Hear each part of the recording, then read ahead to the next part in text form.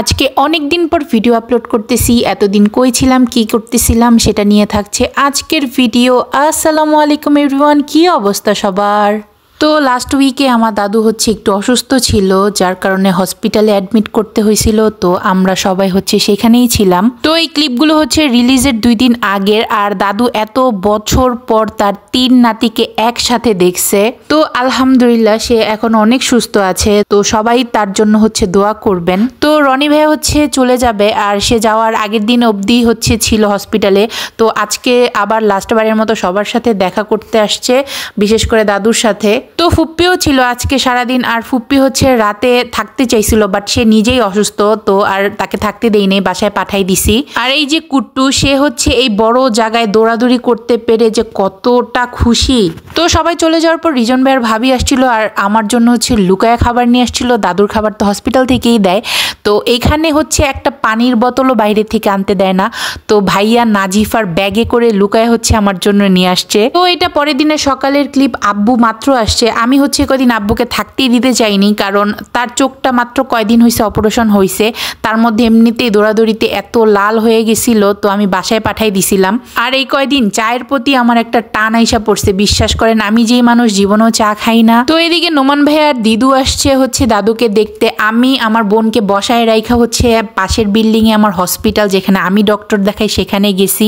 মানে আল্লাহ বিপদ দিলে সব দিক দিয়েই দেয়। আমার এত অ্যালার্জির অ্যাটাক দিছে, মানে আমি যে কিভাবে দাঁড়াইছিলাম সেটা একমাত্র আমি জানি, আর আল্লাহ বলতে পারবে। তো আব্বু না এদিকে একটা সম্পাপড়ি নিয়ে আসছিল পকেটে করে লুকায়া। তো আমি আর দাদু না ঘুমায় রাত্রেবেলা বসে বসে খাইছি। তো এটা পরের দিনের ক্লিপ। ডক্টর রাউন্ডে আসছিল, আর দাদুকে দেখে বলল যে একেবারে সুস্থ হয়ে গেছে, কালকে ছুটি।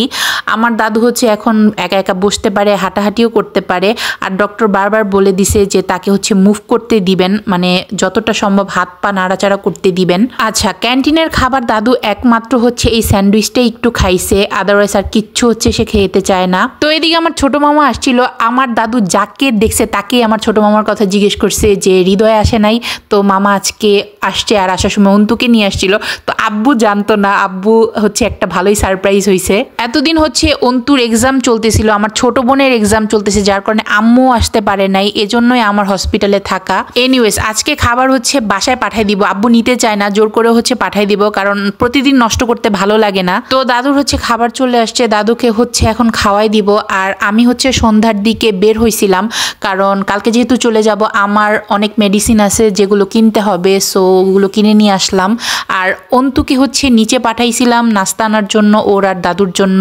তো আব্বুকে আজকে বাসায় পাঠাই দিছি, মানে কালকে সকালে আসবে, দেন আমাদের নিয়ে তারপরে ব্যাক করবে। আর রাতে ভাইয়া ভাবিও আসবে। দাদু রিজন ভাইকে বলে দিছিল আমার জন্য একটু ভর্তা ভাত বাসার থেকে যেভাবে হোক নিয়ে আসিস, আমার আর ভালো লাগতেছে না এখানকার খাবার খেতে। তো দাদুর জন্য সন্ধ্যার দিকে একটু স্যুপ নিয়ে আসছিলাম। আজকে জোর করে একটু হলেও স্যুপ খাওয়াই দিছি, মানে সে স্যুপ খাইতেই চায় না, একেবারেই না। তো এদিকে দাদুর রাতের খাবার দিয়ে গেছে। আর এখানে আমার ভাইয়ারা দুইজনেই আসছিল। বাহিরে এত এত বৃষ্টি হইতেছে, বৃষ্টিতে ভিজে ভিজেই আসছে সবাই। তো এই তো সবাই অনেক গল্প গুজব করলো, ভালোই লাগলো। তো ভাবি এই যে এইটুকু লুকায় আনতে পারছে বেচারি, মানে খুব কষ্ট করে আনছে। এখানে প্রত্যেকটা ব্যাগ চেক করে। তো দাদুকে খাবার খাওয়াই দিয়ে আমি আর নাজিফা একটু নিচে গেছিলাম। মাশাল্লাহ মাশাল্লাহ, পাকা বুড়ি একটা, এত কথা বলে, একেবারে আমার বড় ফুপ্পি। তো এটা পরের দিনে ক্লিপ। বাসায় চলে যাব।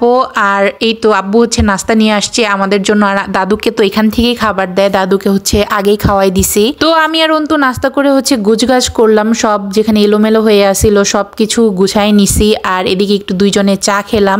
আর এই তো ওয়েট করতেছিলাম কখন সব প্রসেসিং শেষ হবে। তো আলহামদুলিল্লাহ আমার দাদু এখন অনেক অনেক সুস্থ। সবাই আমার দাদুর জন্য অনেক দোয়া করবেন, সে যাতে সবসময় সুস্থ থাকে। আর আমাদের জন্য দোয়া করবেন, আমরাও যাতে সবসময় সুস্থ থাকি। তো এই ছিল আমার আজকের ভিডিও। নেক্সট ভিডিওর জন্য টিল দেন টেক কেয়ার, আল্লাহ হাফেজ।